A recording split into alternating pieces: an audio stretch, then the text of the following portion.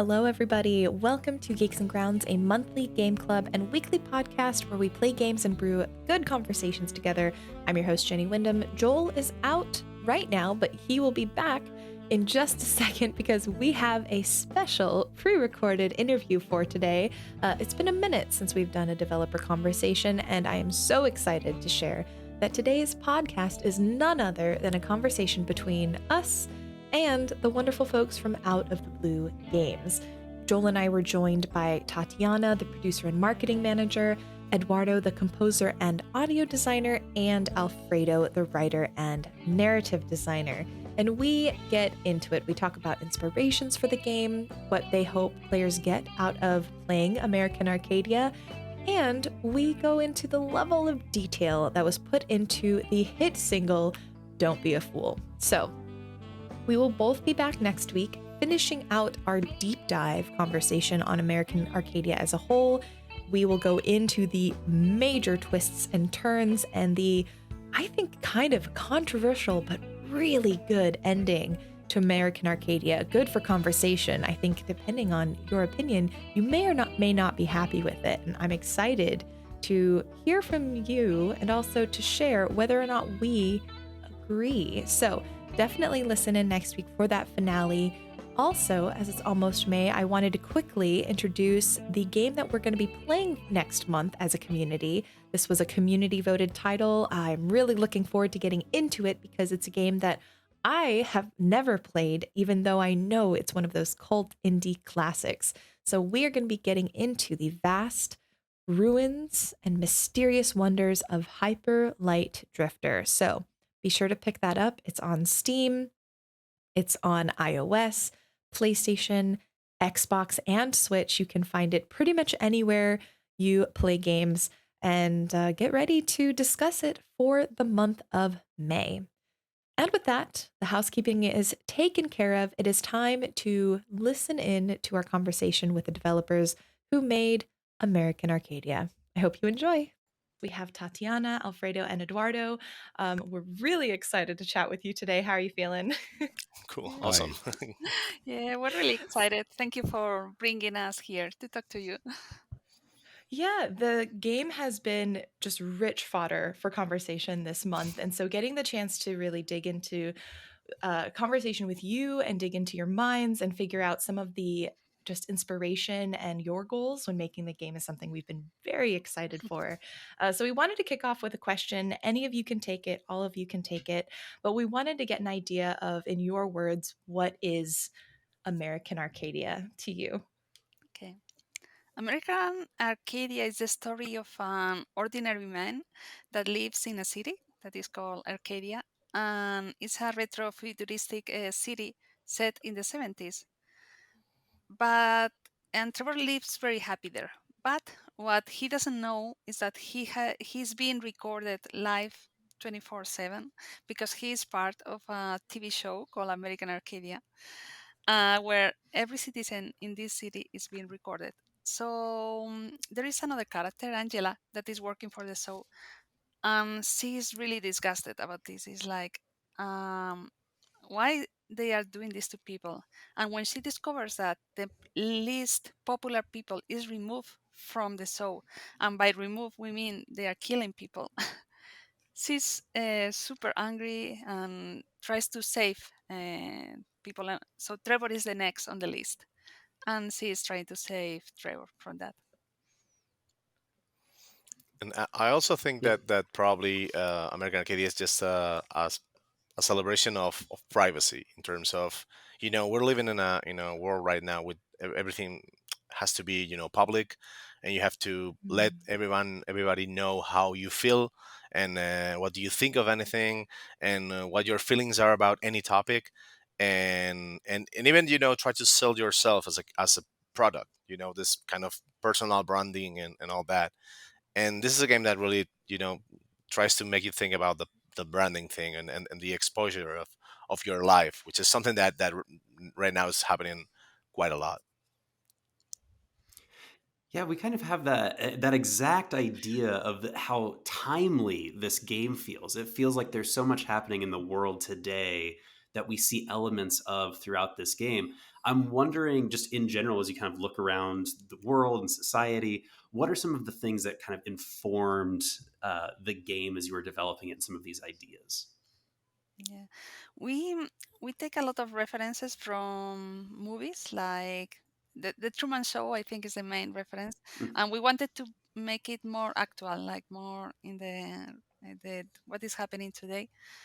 But also, that's a reason behind the 70s setting too. We look at all mm, those movies about escape from a dystopia, like The Mm, Logan's Run, The Prisoner, The Island. yeah. That's a bit more modern.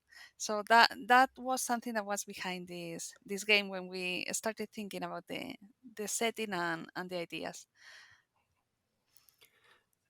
That's so interesting. And one of the things that really stood out to us as we were talking about it is, why was it important that in the show, in the Arcadia experience, it was in a different time period?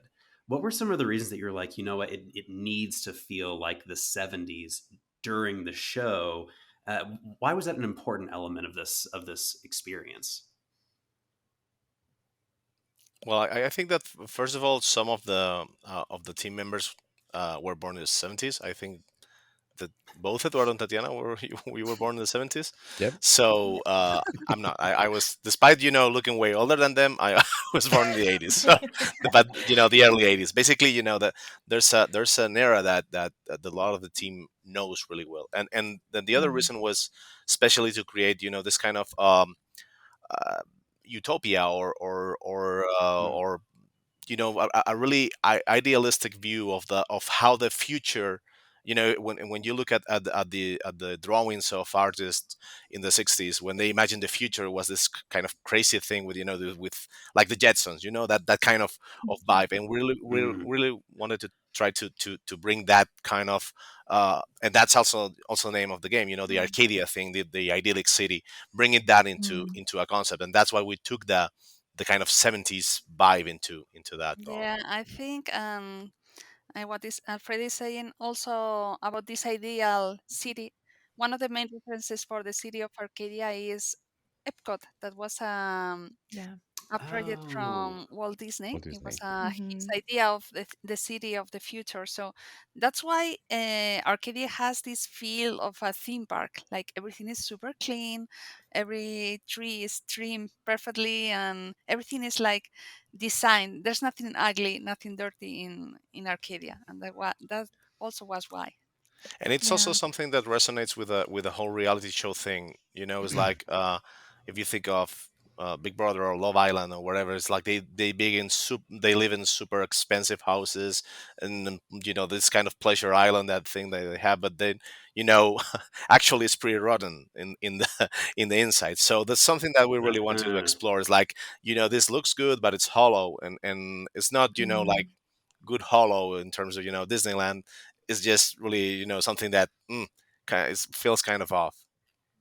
Yeah, that's a really interesting point because I actually visited Disneyland, I think about 2 years ago.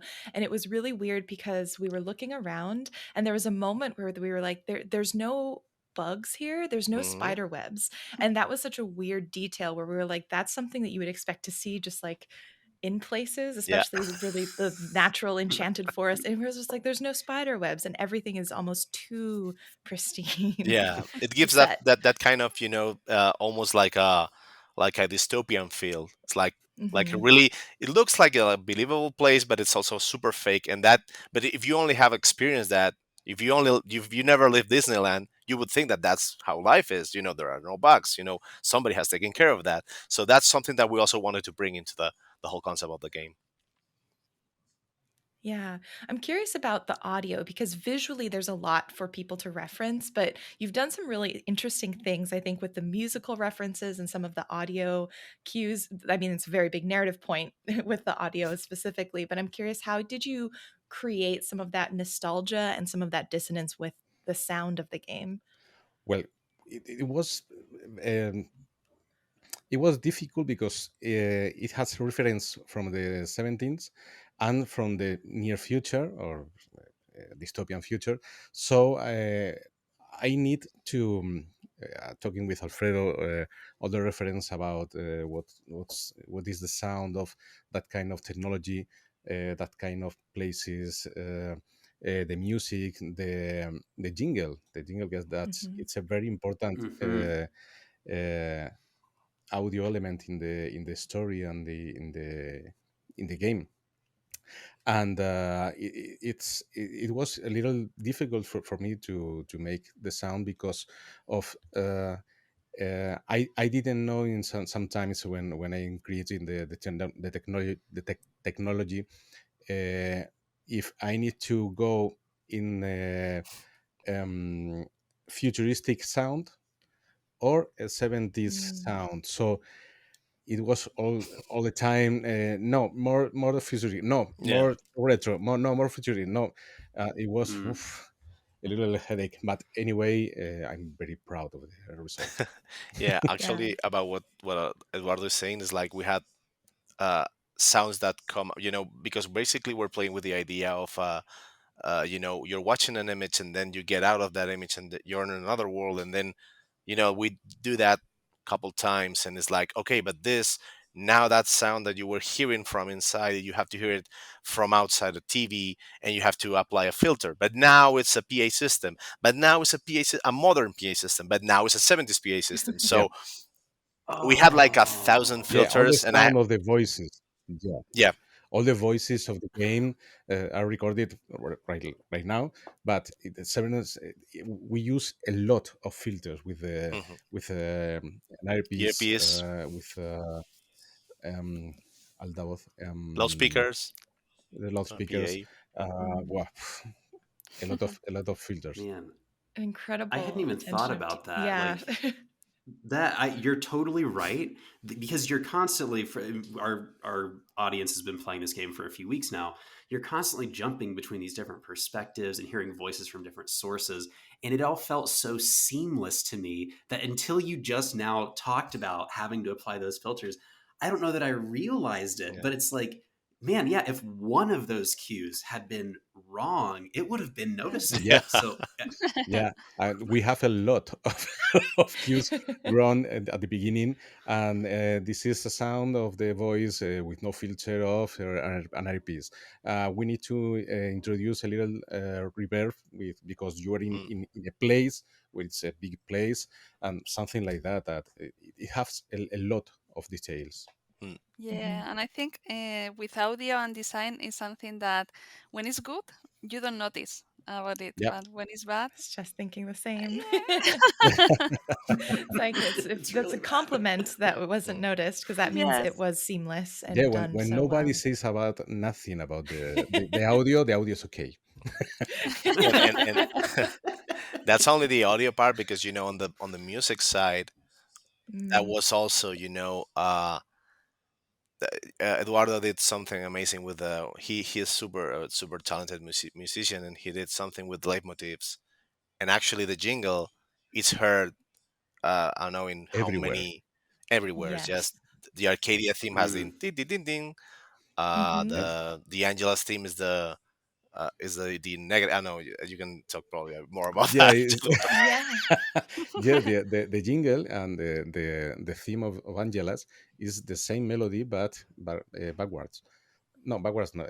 What? In That's a it. mirror place, if Hmm. you take the It's mirrors. notes, the notes are the same but in different ways, Yeah. and we use that kind of elements in Call of the Sea Hmm. because Hmm. in Nora's has a leitmotif and Harry has the same melody but in a mirror In a different wave. Oh, in a that's different way. so So Oh, cool. the problem is when the sound has all these kind of details, the people didn't notice because if you don't say it, okay, it sounds okay, Yeah.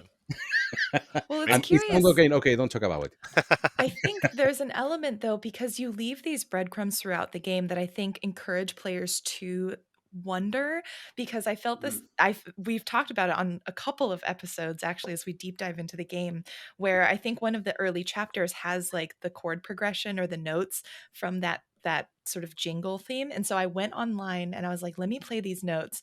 And then I kind of started messing with them. And I was curious and I was going to ask if that was the intention, because once I started messing with the notes and hearing the rest of the game, I was like, I wonder if some of these are maybe like, I didn't know the word for it, the leitmotif, the sort of remixing of the tune. So I think the way you've left these breadcrumbs for players to discover is really ingenious and Yeah, very fun. yeah.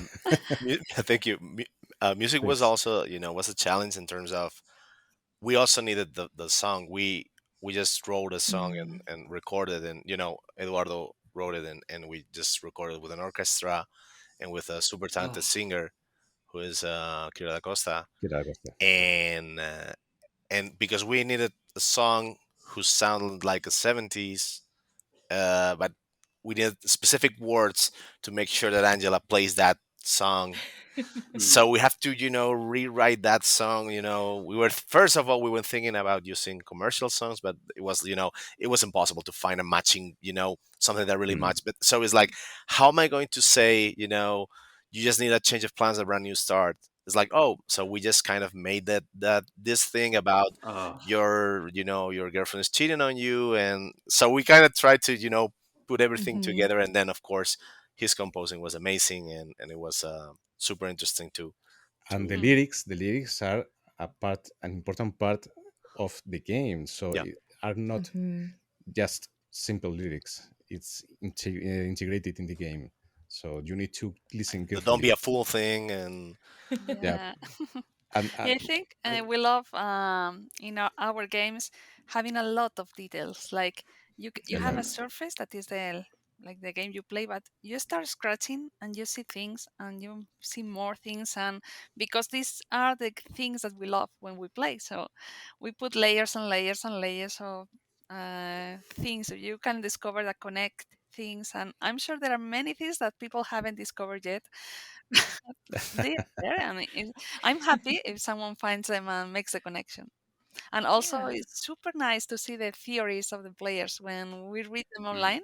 We read Hmm. a lot of things, so every time there's something, and I think that's the greatest reward for us, like seeing people enjoying, trying to discuss about the game, and Hmm. it's the best for us.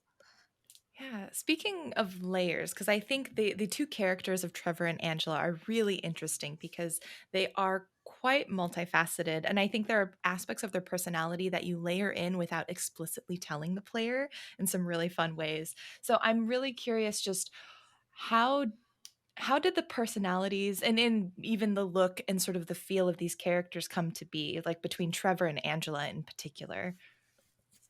Yeah, when we create characters, we want them. We want two things: that the main characters, the people love them, and they feel real. And in order to Mm. make mm. them feel these two kind of things, you need to make them with flaws, and make the use of humor also. And well, we have Alfredo, that is he made the writing of the game, so he's going to explain you better how to put these details on the yeah. personalities. Well, first of all, those two characters wouldn't be nothing if it weren't for your Lowenthal and Crisia Bajos, who put their Mm. voices to them, and of course Vivian Mm. wouldn't be Vivian if it weren't for Cissy Jones, which is an amazing. Hmm. Well, the three of them, all the cast that we have on American Arcadia was superb.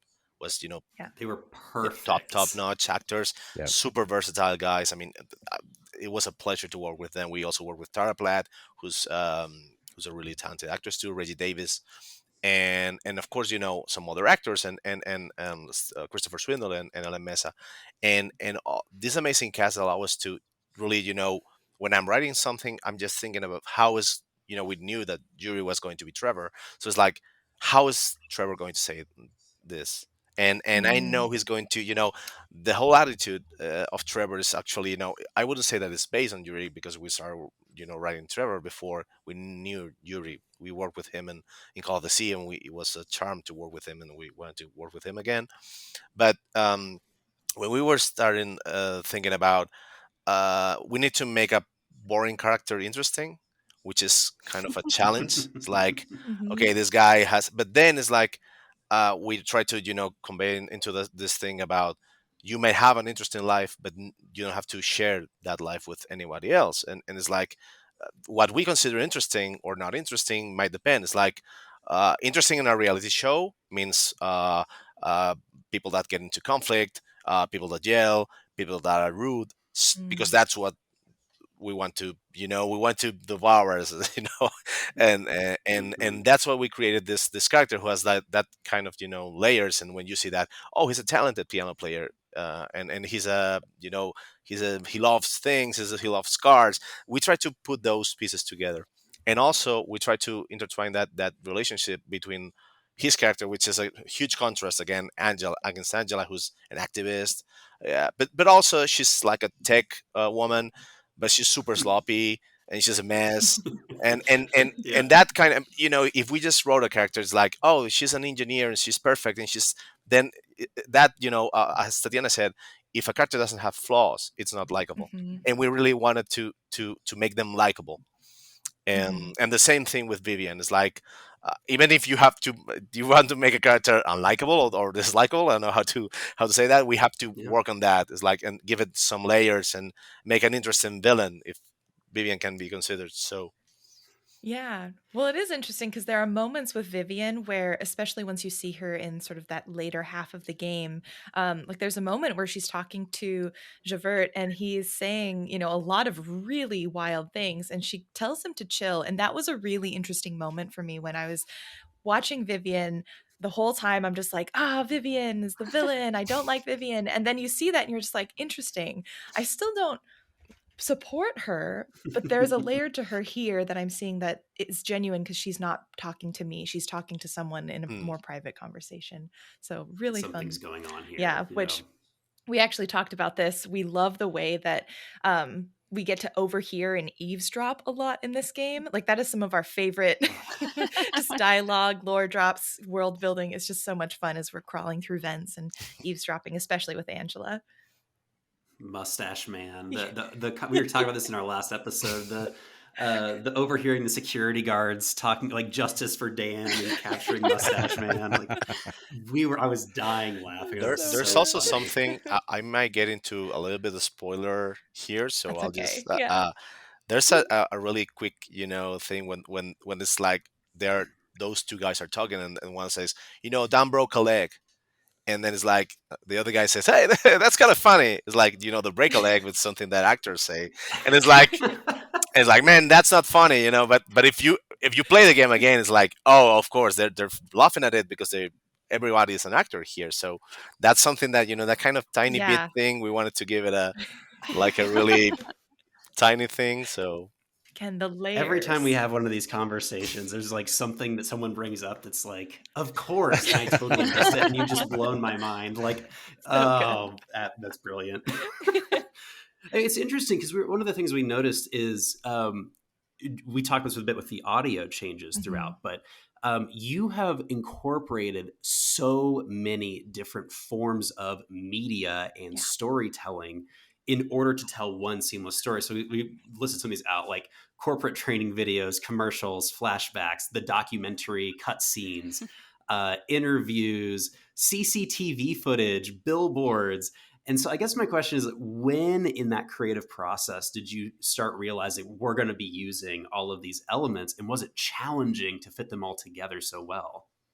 Yeah, I think very early in development, we decided that the documentary style was going to be something really cool to support the narrative because I think it hasn't been used that much in video games. So and also because we wanted to give these many layers of again meta feeling of the Mm. documentary, and then inside is the game, and then you move the camera. We thought it fit really well to the way we wanted to tell the story. And once we started with the documentary, I think everything else came very natural. Like, okay, Ah, let's add this footage from an old commercial or things that could. I think is actually there are things that you can see in a documentary in Netflix when they telling things and want Mhm. to point something is Yeah, the resources they use. it's a whole world. It's a Mm. whole world. The video game is a whole Yeah. world. It's It's a when universe. Yeah. I realized how big this was when Alfredo told me, okay, you need to make a sound and a music for a commercial. Commercial? For what? No, there are several commercials. Ah, Yeah. okay. Okay. But this is a 60s commercial. This is a Yeah, there's a 2020 futuristic. Yeah, something. Yeah. that's it's so big. It has so It many is. elements, but it's like Joel said. You are playing. Ah, okay, a commercial. Okay, that's okay. Mm, But if you watch it, there's a commercial about Arcadia, about 70s, about the different places of Arcadia, because what different places world was built for that moment. mm. Incredible. And Mhm. it also allows us something which was like probably I mean it took a lot of work, of course, to create all that footage and animations or stills or billboards or brands or whatever. But it also allows us something which is we had this kind of super hype action moments, and if you have to do that, you have to make animations and particle systems, like when Trevor jumps Mhm. into the pool. So we were talking early in the game, is like, okay, are we going to allow the player to swim? We need to design a swim system, or what about the particles, or what about the water? And then we just said, why don't we just freeze frame? And then Trevor says, and I jump into the pool, and we just skipped a lot of work using the Yep. Yeah. that thing. We used it like 3 or 4 times in the game. It's like, okay, let's cut here, and it will work. Nobody will notice. So we did that a lot, and it helped us. Well, and it's such a smart. I was saying the other episode how narratively these are really great flags for me to like re-engage and repay attention. Like if I'm playing and I'm getting into sort of a zone, all of a sudden this cut happens. I'm like, oh, Hmm. okay, so I need to like loop, like really dig back in. And I think it's just a smart way to keep your players on their toes. And it worked every time. I was on the hook and like edge of my seat every time those cuts happen. Yep, same. I'm curious too because you use different media um, to tell the story, but also the way you played with mechanics was really, really interesting to me. Switching between that third person perspective, looking at Trevor on the screen, and then being first person with Angela. I'm really curious what inspired you to make the decision to have these two different perspectives representing these two player or character experiences. Yeah, I think it everything like came together because we wanted to explore this idea of someone escaping a TV show. So it made sense in our heads. Like one could be in a 2D world because it's in the screen, and the other one is in a 3D world because it's free, can move around. Mm. And Mhm. we needed to prototype if because it was some like very crazy idea, and it worked. It worked really really well. And with the help of the technical team, they make these amazing transitions, and I think it's part Mhm. of why this game is so cool because you travel between the worlds in and out all the time, and from the phone to the world, and then outside the screen. So Hmm. it makes sense. And also, we wanted to we have influence in the 2 point Trevor's world. It's heavy influences by Inside. It's a game Mhm. we love, and the kind of gameplay is similar. Also, in the first person is more like Call of the Sea or first game, a bit Mhm. easier because didn't want the people to stay a lot of time solving puzzles, but just moving a bit faster. And then we wanted to bring both worlds together, and that's the camera overlay where Angela can interact with the world inside the TV show. So we have, I think we made a prototype and we knew we had something very unique. From there, we grew as you can see because you know the game. We started. We wanted to surprise the player every level, and there is a lot of new things, and it has been a lot of effort, but we are really really happy with the result. It's funny. We obviously play a lot of games. We do like one game a month, and we do a lot of puzzle games. And what's been really interesting with this one is seeing how I can actually think back and remember the puzzles that we did, because like there's narrative happening as a Mm. part of the puzzles, which really just like makes them stick in your mind a bit more. I still think about there's this scene where you're in a hotel and you're jumping across like what looks like paper cranes, Yeah. and you Yeah. move the cranes It's the up and down to swans, yeah. traverse the section. Swans, thank you. And Jenny and I talked about that puzzle at length because it was fun. You have kind of the big band music playing in the background. Mm. You're still having the conversation with Angela happening. There's just so much happening that the puzzle became a part of that story experience, and you've blended that so well that I'm going to be thinking about these puzzles. Mhm. Whereas I feel like a lot of puzzle games, it's like, okay, well, I shined the light on the candle and the candle lit, and I'm done, and I solved the puzzle. I'll never think about it Yeah. again. How did you guys think about building the puzzles as a part of the story? Yeah. I think we, the whole design team, have a lot of meetings together. Alfredo has been the one writing the final lines, but he also helped us with the puzzle design. So we do everything together. We start with a very high level design of the story and the puzzles, and then we start detailing. And at this time, when we are detailing the mechanic of the puzzle, we try to integrate it in the story. So it's like an Mm. iterative process. And also, we do a lot of playtesting with players. Once we have Mhm. the earliest version we can of the level, we try to see how they understand the story, if they enjoy it, if the rhythm is good, if it's not there are no boring parts. So this part of tweaking the game, I think, is the most important, and I Mhm. think that's why it feels it feels better and more polished. And actually in that swan part, there is like I mean, we knew that there was going to be this puzzle. So it's like, okay, and then you have to, switch things and then let it and go there. And it was like, okay, there's a restaurant. And we kind of thought about, wouldn't it be cool if there was a band playing?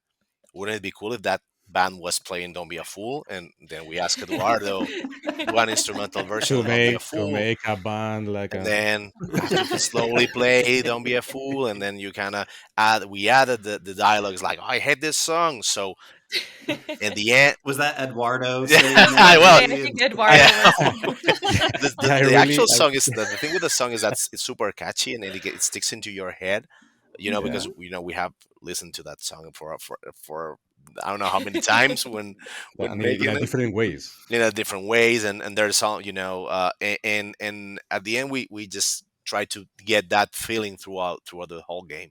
It's like you're constantly reminded of things. It's like, oh, okay, so Trevor doesn't like this song, but has listened to it a couple times, and blah blah blah. So Mhm. there, and of course there's this puzzle which kind of fits. And there's also a restriction that we had, because we're thinking about puzzles in a living kind of real cities. Like, this is not an abandoned Mhm. Mhm. castle, or even, in Call of the Sea, is like, okay, you can have a temple and there's nobody there. You can have whatever you want. But when you're talking about, okay, we need to set puzzles inside a really, believable city in those terms, that kind of restriction also helps you, like, push things, into the more creative aspect. So that's something that we really wanted to get with our game. Mhm. Yeah. We've talked about a lot of the puzzle designs and like what a joy this game was to play, but you guys also tap into some very heavy, serious topics. One of them that we've been talking a lot about is this kind of triple threat where you have this Mhm. overpowered company, you have a government that is complicit in helping this happen, and you add in these like military forces almost that are peppered throughout the game. So I'm wondering how you see some of these very serious real world forces coming into the game, and what does this say about real life as you were thinking about it? Yeah. I think I'm going to make some spoilers. I hope it's okay. That's okay.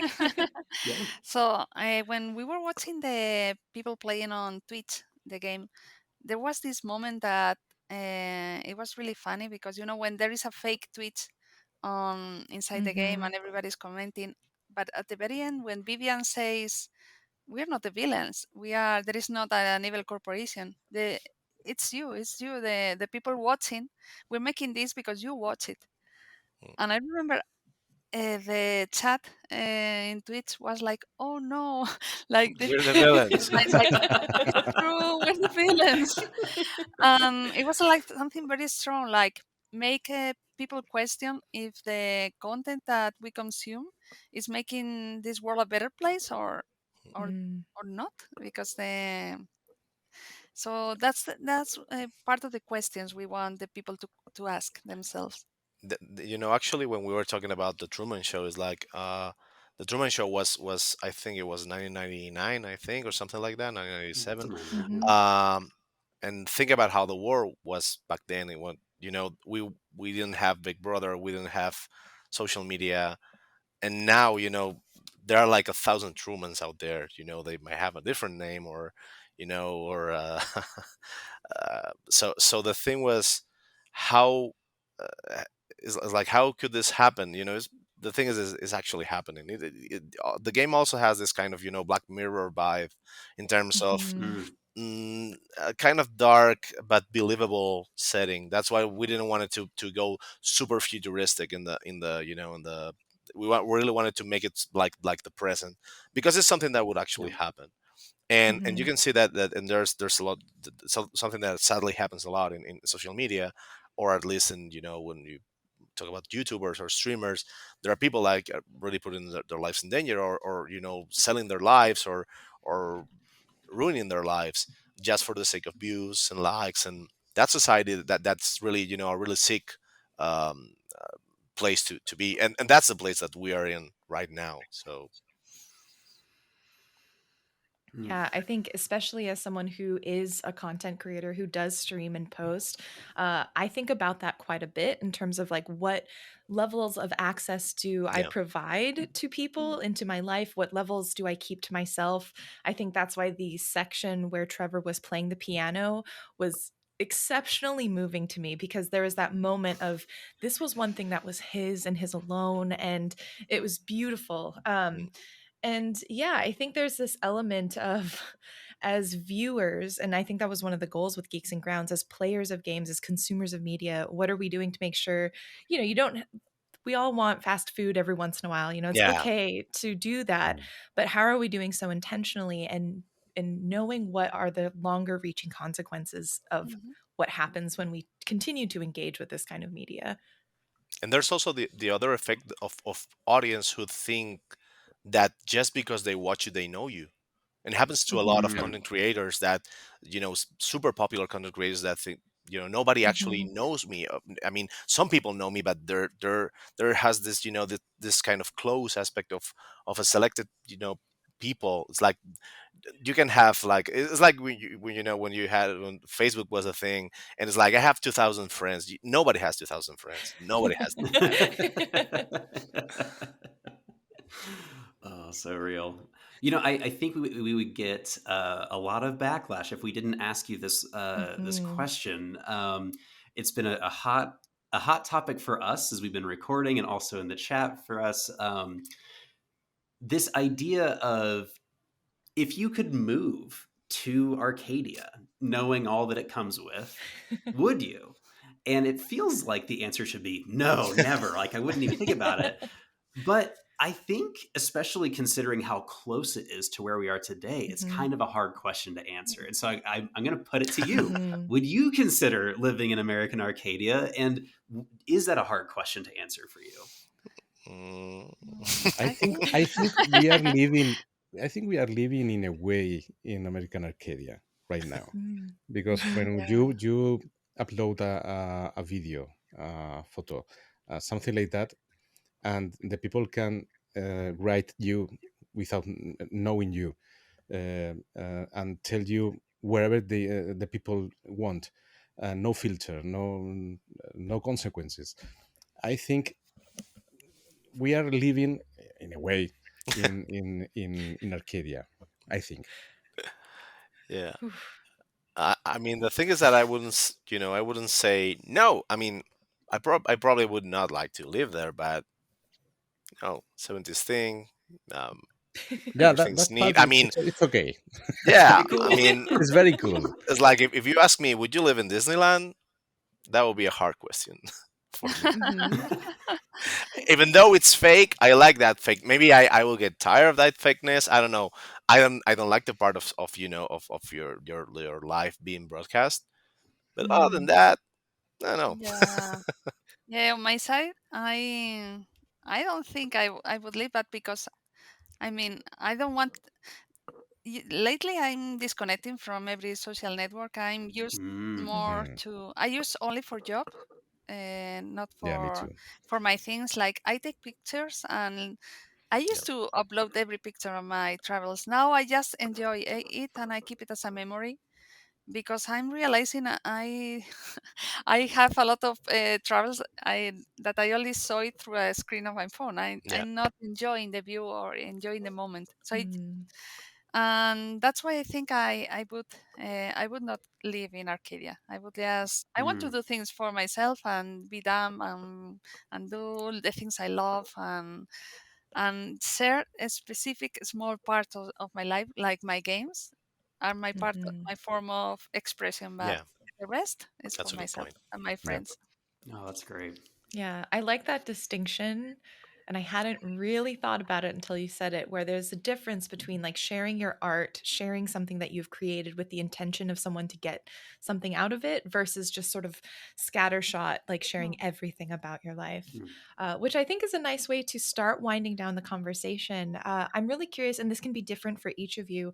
What would you like players to come away with having played American Arcadia? What would you like them to think about, to mull over as they roll the credits on the game? Yeah, I think on my side, I hope they have a lot of fun, and at the same time they think about a bit about the question, the way they use the social network, and if they want to keep using Mm. it, it's okay. But at least think if that is what you want to do, not what the society is making you do. Hmm. Oof. Mhm. I- In my case, I would probably, and I would get into spoiler territory again, but when at the end of the game, some people that plays like, oh, there's not a huge victory. And it's like, no. But in life you don't get huge victories against big corporations. That's how life is. But the kind of feeling that sometimes a stalemate, a decent escape from a place is a victory.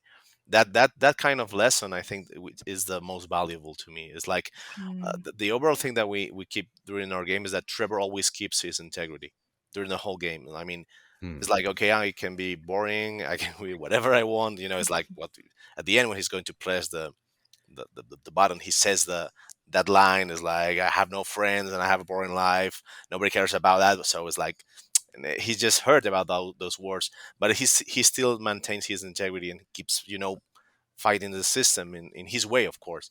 And that is to me probably the most valuable lesson that anyone can take from American Arcadia. Mm. yeah, the same for me. I don't want to say anything more about that because Tatiana and Alfredo said everything. Yeah. And I, Awesome. I would like to add another thing that I just remember is like friendship is super important. Like collaboration is the Mm. winning Mm. strategy. Having someone there Mm, to support you, find that person that will be there for you. Hmm. Mm.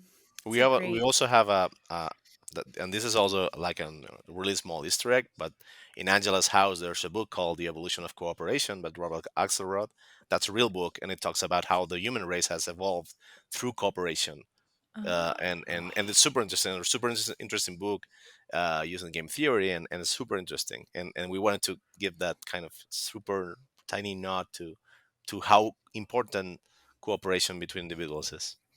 yeah, We'll if be the adding if that to the reading list for the newsletter. For sure. Super Yeah. yeah, interesting. if the people plays American Arcadia, I hope they play slow way. I mean, the Mm. people always said, it's only a 5 hours game, a 6 hour game, 7 hour games. Who cares? Mm, Enjoy the yeah, game. And Yeah, this is a game to be enjoyed.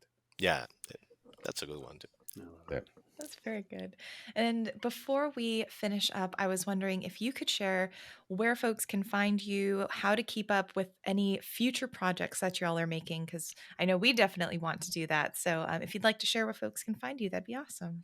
Yeah, they can find us on Instagram and Twitter. Well, X on Out Blue Game. Yeah, it's a bit ironic, but it's a way to.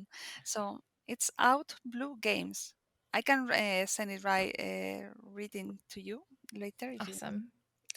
Wonderful.